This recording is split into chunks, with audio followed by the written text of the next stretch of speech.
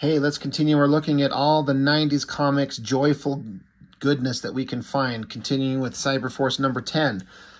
Did Cyberforce 9 very recently, and that was the start of the Chris Claremont written story, reteaming Claremont and Mark Silvestri, who were a pretty effective team back on the Uncanny X-Men issues for quite a while. I reviewed this one just very recently, and it's Claremont writing and Silvestri drawing. It's really interesting to see the difference of an artist.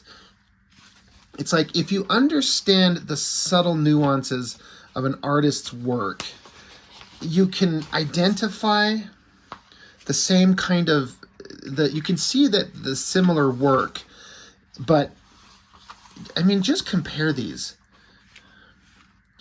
Is there any part of you, if you didn't know, that would look at these and go, this is the same guy drawing?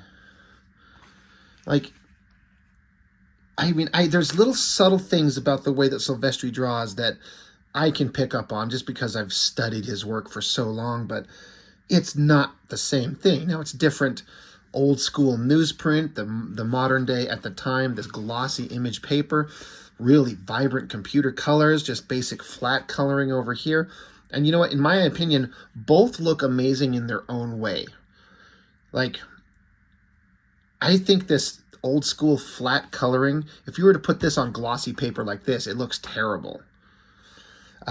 So sometimes that's where that newsprint comes in handy.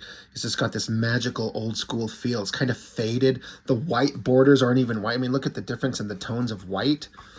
It's just a very interesting difference, but this is the same artist. And it's just, again, if you don't know, it's almost just unbelievable. How could you tell it's the same guy? Silvestri is more concerned about storytelling in this type of stuff than he was over here, because he was going for that 90s era image stuff. And I've mentioned this a lot, how Silvestri himself has said that he changed up his art style from the way it looked in these books to look more like the Jim Lee style, which was popular at the time, and he looks back on it and doesn't like what he did. But anyway, Cyberforce number 10, again, Claremont writing, Silvestri back on the art, or, you know, continuing the art duties, but getting with Claremont again. Quick note, I don't have it, but this cover came in two different versions. This one's, you can tell it's kind of like a soft, almost airbrushy kind of vibe. There's no hard ink blacks. There's a version where it's like the traditional penciled and inked rendering, and then this one where the colorist, I'm guessing on the computer system with their coloring, gave it this airbrushy soft edge feel. I think that looks stupid. I don't like it at all. I mean, Silvestri's drawings, the characters back to back, carrying all the gear, looking tough, looking hot, that's all fine. But I wish I had the other cover to show you comparison. The other one just looks so much better. I think this is them attempting to try different things, which I applaud them for, but it kind of sucks. So, Mark Silvestri, pencils. Chris Claremont, plot and script. Bat on inks. Let's see what kind of inks assist we got. Two guys on ink assist, pencil assist. Anthony Wynn and Michael Turner, of eventually to be, you know, soon to be Witchblade fame in terms of when this was printed. This is February of '95. So I was approaching end of high school when this thing came out. I remember reading this and showing it to one of my buddies in my high school art class, and he didn't particularly care for some of the more unnecessary clothes rips that some of the female characters got. And I'm sitting here going like, that's one of my favorite parts. But it starts out, Velocity punching some random dude. I think he's some cop character that we were introduced to in the previous stories. And it's being narrated by a different female cop who we don't see here. But we're in like a subway station, and Velocity just decking the shit out of this guy. It's a pretty good splash page. I like the perspective. Everything's kind of there, and the details all make sense. Girl socking a guy. All right. We're here for that, right? And then, I know I mentioned this a lot. Sometimes Claremont's dialogue is just, it's hard to stomach. Like, people don't talk this way. She says, poor bunny. Looks like you hit that nasty old wall pretty hard. So, poor Bunny? Is this what a teenage girl would say to a grown man she just punched? Not too hard, I hope. The night is young, and my fun and games have only just begun. It reads like Claremont dialogue. He's got a way of speaking or having his character speak and a cadence and a rhythm and speech patterns that I swear he puts on every character. Every character speaks the same way. And oftentimes the only variation, it seems, is like if they're Scottish and got an accent or something like that, or Cajun. It's kind of... It worked really well somehow in the old X-Men books, but it doesn't really kind of float with me here. This guy's kind of freaking out. He's wondering, like, what the hell? I was just in bed. Now I'm in a subway getting beat to shit by a teenager. Random thing. Why is there a big top border up here, but then the bottom of the page, it goes like full bleed right off the page?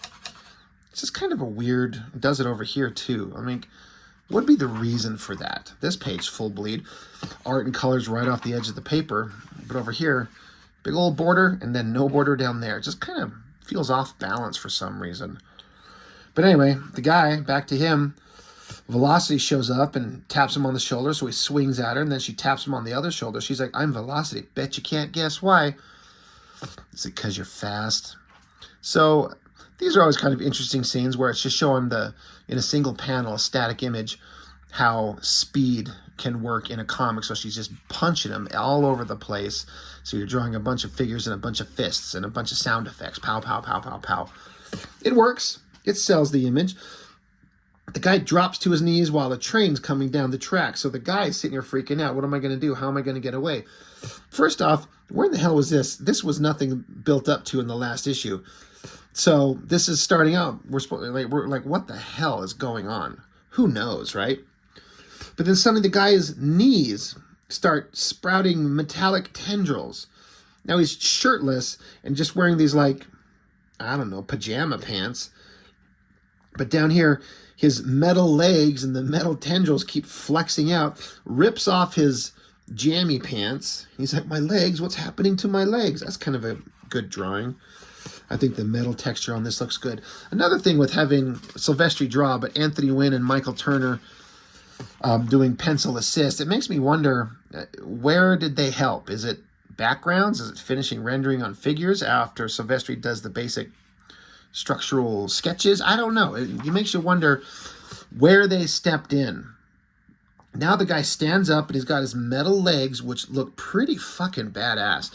I guess his dick dropped off, because he certainly doesn't have one, because he's shirtless and bare skin, and he's saying to himself how there's no seam between metal and flesh. But I guess his cock dropped off.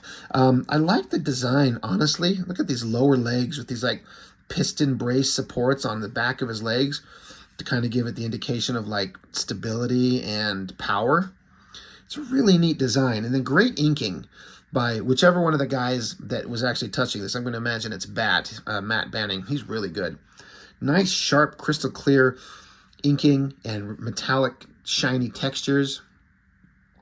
Anyway, the guy's like, well, I guess I got robot legs now. So he takes off running, and he actually catches up to Velocity, who ran off. So I guess super robot legs make him super fast. And so he catches up to her, balls up a fist, and he's like, it's been my life's long fantasy to fucking punch a teenage girl in the face. And boom, there's some metal grate that's underground, blows up out of the ground. Velocity falls and hits the ground, and then the guy's standing above her. Now that metal stuff is, you know, coiling all around his body. It's funny, I look at this panel. This is what I was referring to earlier when one of my buddies in high school, he's like, why does she gotta have this tear right there on her boob? Why do we gotta do that? Why do there gotta be tears in her clothes? We don't need to be seeing her naked. I'm like, bro, she's not naked. And lighten up. But we had very different kind of opinions on things like this when we were 17, 18 years old. Good figure work. Silvestri always draws waists and hips and legs, things like that. I mean, he draws everything really good, assuming this is only him touching it. And if it's not, the other guy's filling in for him. We're doing really good. I really like this heavily shadowed figure with like the little highlights, edge lighting behind him. It looks really good. The sound effect, whammo. whammy, right? And then, of course, every issue of Cyberforce, you have to have Ripclaw show up and jump at somebody with his claws out everywhere. Kind of a... I want to say this isn't exactly a Silvestri face. Something about this eye and the drawing of it. I mean, I'm sure Silvestri probably did the composition. Like, he's like, all right, big giant head looking behind him. And then here, you know, here's the figure. And then maybe handed this off to somebody else. I don't know. Again, pure conjecture on my part. But yeah, how many times have we seen Ripclaw jumping at us with his hands out? I mean, it looks fine. The parts I like about it most are these lower legs. I've been having to do this a lot. I've been drawing a lot of characters where they're leaping at each other, and to get that bent leg coming towards you, and to get the knee and then the lower calf folded back, and then the foot hanging down, and then how do you draw the other leg that's extended, the one that he leapt off of? So you have to draw that in a different angle going away from you and get the foot in there. Really well done. I like it. Ripclaw shows up and starts chopping it. Rando guy with all the metallic textures. And then he's like, hey, you, his claws, when he slashed at me, I didn't feel a thing. And underneath my skin, a body of steel. So more metal's coming out of him. So I guess his fingers become expanding little tentacle things. He can extend his hand out and catch onto people. Sure, why not? Grabs onto Ripclaw. Good energy, good perspective with the tendrils up close this way and then going into the distance to grab onto him. Holds Ripclaw at a distance and then uses more tendrils to form a solid knife and stab him through the chest. Looks like it's probably killing him. So this guy is suddenly a monster, right? Standing there looking awesome. He's throwing his hands up in victory. And then suddenly he's naked on the ground holding his head. Doesn't want what he's doing to be true. And then suddenly there's rando scientist guy and super hot mega babe supermodel scientist chick with short hair and giant boobs and the shortest miniskirt dress you've ever seen in a working environment that's not a strip club. And then the world's longest legs. And you start to get the feeling like, oh, this is a Claremont comic. This is all happening in their fucking minds. It's one of those things he leaned into so hard, like, we're in their minds, or they're in some kind of laboratory and they're being tested on, and they're sitting inside some probably tube of liquid or some shit. Oh my God, look, that's exactly what's going on. So none of this is happening. He's just a guy that some rando bad guys are experimenting on. So none of it happened, so none of it's relevant. Because we don't know who this cop guy is anyway. And then why they suddenly make him look metallic skin, and then they give him 3 arms like Stryker, and then there the bad guys are, and it's all good drawings. I like the technological stuff in these backgrounds, these shapes and circles and pipes. Drawing the guy in the floating tube of liquid goo, whatever it is. That's looking pretty good. Random ass bad guy, and then Killjoy, one of the first villains introduced into Cyberforce back in the original miniseries, who never really was interesting. Kind of an interesting drawing here with the chunky, weird black shapes in the folds of his skin here. It's pretty well done. But yeah, bad guys are doing bad guy stuff. We still haven't seen any character we give a shit about, if we give a shit about any of these characters at all. No, it just continues on. Bad guy he pulls a RoboCop, gets a little pointy spike out of his wrist and implants it inside a computer terminal. So just straight out of RoboCop. And then, oh, look, these are the people we want to kill. This is Cyberforce. They showed up. They helped this girl get away that we were after. And then this random dude shows up. The Huntsman, the Claremont creation. He's there. So bad guys keep talking. Killjoy and stupid-ass random bad guy are having attitude with each other. So random-ass bad guy. I always thought this was pretty well done. Slams Killjoy up against the wall, but in the drawing, in that exact same instant, she rapid-fire pulls her 2 guns from her holsters or wherever on her and got him pointed at his chest and his head. Which is Killjoy's whole gig, is that she's pretty fast. And I'm still hacking up from my cold. Once again, I apologize. So yeah, Killjoy's fast. Not velocity fast, but pretty quick. And so other scientists are like, Would you guys fucking knock it off? We got evil scientisty shit to do. Stop pointing guns at each other. So half the comic book is just these bad guys doing bad guy stuff. It just, oh God, it just keeps going. We got to have them pointing. This doesn't feel Silvestri-ish. Something feels off. It could be. This close-up of Killjoy's face is pretty creepy, but not a lot of effort going into these pages. So I wonder if this is one that Silvestri was bored with, did basic layouts, handed it off to Anthony Wynn. Right? Did I have that name right? Anthony Wynn, who ended up being a pretty good penciler, honestly. Now we're back with the good guys. If you remember the last issue of Cyberforce, the Huntsman ended up with the cop girl, who we met both of them in the Wildcats issues, which was still boring. And he took her into this, I forget, Empire City. Is that what it was called? And that last panel did not look like a cityscape at all. It just looked like a bunch of technological crap in a big giant room. But the cop girl, who's out right here, she found herself inside a bag of goo. And she woke up and the Huntsman helped her. Well, now she's out. And then we got Ballistic here in the bag of goo. And the cop girl's like, her arm is beautiful, like the woman herself. But then suddenly Ballistic wakes up because, you know, she's Girl Cable and she's got to be beyond awesome. So she rips out of the bag of goo with her robotic arm, gets her by the throat, and threatens to kill her. But then, of course, Huntsman just happens to be right there. Huntsman's everywhere he ever needs to be whenever the script needs him to just show up. I don't know if that's a superpower. He can just magically be wherever he needs to be awesome. But he's got the gun to her head. I like this drawing with him dramatically pointing the gun at her head. And then this drawing of the cop girl with this blanket cape cloak thing on. I think that the way that Silvestri renders these folds is pretty interesting. I like the way he does that. But Huntsman's like, hey, Ballistic, that's my friend. And she helped save you. In fact, we all saved you, so you all owe us. So Ballistic's like, oh, all right, I'll trust you. So they free all the rest of the Cyberforce team. So they're all standing there naked.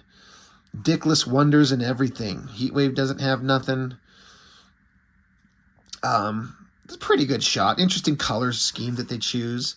Not a bad drawing. Again, it's such a drastic departure from the way Silvestri used to draw. Still pretty good, but where's Dan Green when you need him? But these other inkers really understood how to render these forms in ink to give it that shiny metallic look. I mean, they're just following Silvestri's pencils.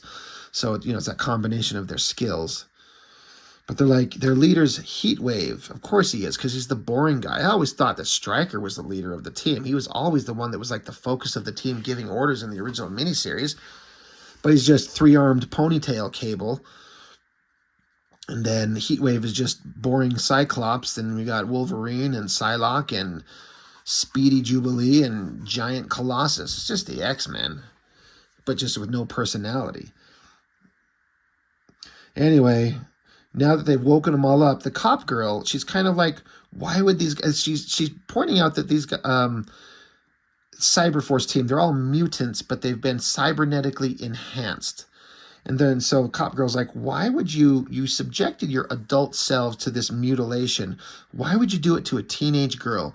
So three-armed ponytail Cable, he struts his naked ass out there and spreads his leg, and he's like, look upon my dick. I have 3 arms and I have 3 dicks. She's like, you do not. He's like, well, I should. I mean, come on, three-armed ponytail Cable. You've got 3 arms. Use one of them to cover up your fucking cock. She doesn't need to be staring at it. Even Ripclaw's like, I'll rip your balls off if you don't cover up your dick. None of us want to see it. Believe me, I'm already writing a more interesting story than the one that's going on here. But they're all making amends. They're like, remember how we attacked you in the last comic book? We made a mistake and we didn't mean to go so hard at you. So they shake hands. Now everyone's friends. I mean, we've all seen each other's junk.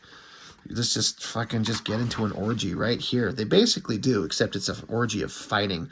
They should probably exclude the teenage girl. So, Cop Girl, she's observing as Cyberforce just starts beating the shit out of each other because they're such a badass elite team of superheroes. They have to practice. We got to stay in practice. We got to fight. I always like this page. It looked pretty damn good. You know, Silvestri has a way of, I don't know what the description of this Empire City, this underground dwelling that they're in, is supposed to be, but he just kind of throws in these weird technological walls of just random ass shapes and pipes and stuff, and it works. Like they're in some kind of setting somewhere, I don't know, but it works. I believe it. I like that drawing of Ripclaw and the kind of basic subtle shadows on all his muscular anatomy. Three-armed ponytail cable and vagina carrying cable. They're fighting each other. They're basically fucking. And she's kicking him in the face, so she gives him, you know, fucking toe job right to his teeth. Ripclaw grabs Cop Girl, who's just sitting it out, because she's just a human. She'd get annihilated. But Ripclaw, being a douchebag, grabs her with his left hand and then is throwing her with his right hand. So he grabs her with this hand, but then he's throwing her with that hand. That's fine. Just say, silently being like, get into the fight, girl. We're going to see how tough you are. It's interesting that Silvestri, he knows why he's here. He's going to have Blade in the background jumping, a little ass in the air. Of course, you know, that's a little subtle thing going on back there. Cop Girl lands, and she's like, this douchebag Ripclaw's throwing me into the fight. He's a little fucking asshole. She's like, I know I'm outmatched, but... So she just hauls off and bashes him right in the face. Doesn't affect Ripclaw in the slightest, but he respects her attitude and her willingness to jump into it. She's like, oh yeah? Go, boom. Socked him right in the face. And he's like, not bad. Style and courage. I'm impressed. Friends, detective? These cutesy little side profile shots of her face, look of anger and then surprise and then kind of being kind of sheepish. Really well done. Again, I guess I'll attribute that to Silvestri because I assume that's all him, but who knows. Now the good guys gotta talk. This is Alabaster Wu. He's leader of Empire City. I don't fucking care, dude. I don't know who you are, why we're here, what's going on. And Huntsman, we still don't know anything about. So Girl Cable, she's got to stand there holding a gun with her little scar over her robotic eye. Good drawing. And then our heroes just talk forever about who the fuck knows what. We did this. Cyberdata's shock soldiers showed up. There's bad stuff going on. Thank God we're all dressed now. I mean, come on, Silvestri. Let's just do an issue of Cyberforce just running around naked. It's an entire 4-issue series, you know, a storyline of they're just fighting bad guys in the same afternoon or whatever, and they were all just naked, and they just stay naked. I would buy the shit out of that comic. There's nothing interesting going on here. It's just bad guys are doing something. Good guys got to figure out a way to stop it, defend it, end it. If I ever read all of this, I think I might have done it once back in 95 when this came out. And I just don't care anymore. Oh, look. And then it ends with the big splash page of kind of standard Image Comics villains, which Silvestri can do probably better than almost anybody. It's just a bunch of generic, faceless soldiers. You see Liefeld have his characters go up against faceless, nameless, pointless, stupid soldiers all the time. But they're usually like bobble-headed little nothings with the little goggle eyes. Silvestri will put in the mileage here. Guns and gear and technology and all kinds of shit going on. They're still boring. They're nobodies. You know Cyberforce is going to have a pretend struggle to defeat them, but then defeat them easily with no consequences. But it looks cool. I should point out, I feel like the coloring in this stuff is pretty solid too. So, I've said it before, Silvestri's work, not my favorite on Cyberforce. His old stuff was way more interesting somehow. And this is very dynamic and cool. But also in this era, he had so many pencil assisters. Assisters? Is that even a word? You know, a lot of guys coming along to ghost pencil, or not even ghost pencil, like they throw it in the credits page, like background pencil assist or whatever. So it makes you wonder how much is him and where does it begin, where does it end? Does he do all the figures and then he kind of does a rough layout of the backgrounds and tells the other guys to pencil in the backgrounds? And that's fine, but I like it better when I know it's all Silvestri, because when it's just the one artist handling everything, it tends to have a certain vibe and feel that just feels like this is that guy. It's not, you're not sitting here questioning, well, who did the backgrounds or who did this figure? Who knows? Top Cow talent search. I talked about that in the last video I did of this. even showed some of my own crappy artwork. Um, Cyberforce, you know, if it had all the failings of so many of the early Image comics, whether Claremont's writing them or not, of just characters that look awesome, but the stories just don't matter. They don't go anywhere. But in retrospect, in a lot of ways, I kind of liked Cyberforce the most because it seemed a little more simple, a little bit less pretentious, and a little bit more visually exciting than Wildcats. And it's funny because Jim Lee was my man back in the day. But I feel like with every issue of Wildcats that he did, it just got less and less interesting. His best work, like his old rendering style, just looked so much more interesting than what he turned into. And it's all great. It's all fantastic. But in a way, Silvestri and his book, even though the stories mean nothing, were just a little bit more interesting. So, yeah, Cyberforce number 10. Kind of fun, kind of pointless. A lot of talking. It's Claremont. A lot of pretentious stuff going on, but it's kind of visually awesome. Great paper, great coloring, sharp inks, and mostly Silvestri pencils. It's kind of worth it. It's fun to revisit these. Anyway, that's it. That's all I've got for now. Thanks for watching. I appreciate it. See you next time.